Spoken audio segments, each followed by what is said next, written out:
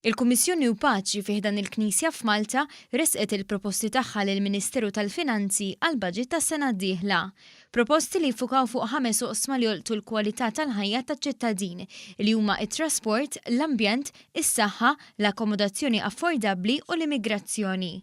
Il-Kummissjoni saħqet dwar il-bżonn ta' bidla fil-mod ta' x'nifhmu u kif inqisu l-progress u appellat għal bidla fil-mod kif nikkunsmaw u nittrattaw l-ambjent, il-mod kif nieħdu d-deċiżjonijiet ta' kuljum u kif ninvestu.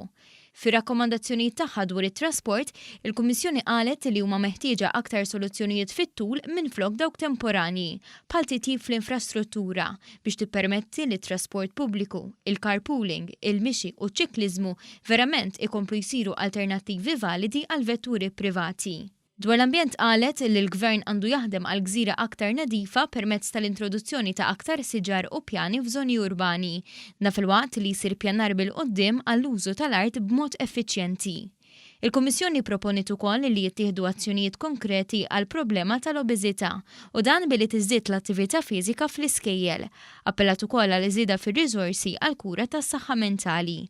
Dwar l-akkomodazzjoni affordabbli, il-Kummissjoni qalet li l-Gvern għandu jħares lejn skemi differenti, bħal skema ta' proprjetà bisħab, ipoteka garantita mill-Gvern u tnaqis tal-imax fuq is-self mit-taxxi.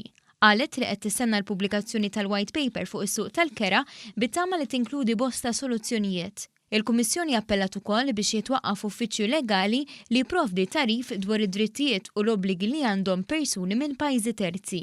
Il-Kummissjoni ħeġġet li titranġa liġi biex tinkludi protezzjoni lil ħaddiema barranin li rapportaw abbuż fuq xogħolhom u ħeġġet għal programmi ta' integrazzjoni. Il-Knisja ħeġġet ukoll lill-Gvern biex jinvesti f'ċentru ta' akkoljenza li jilqa' lil dawk li jtolbu l-ażil u r-refuġjati u qalet li għandhom isiru aktar sforzi biex dawn il-persuni naqdu ma' qrabathom, kemm jekk huma refuġjati rikonoxxuti jew benefiċjarji ta' protezzjoni sussidjarja.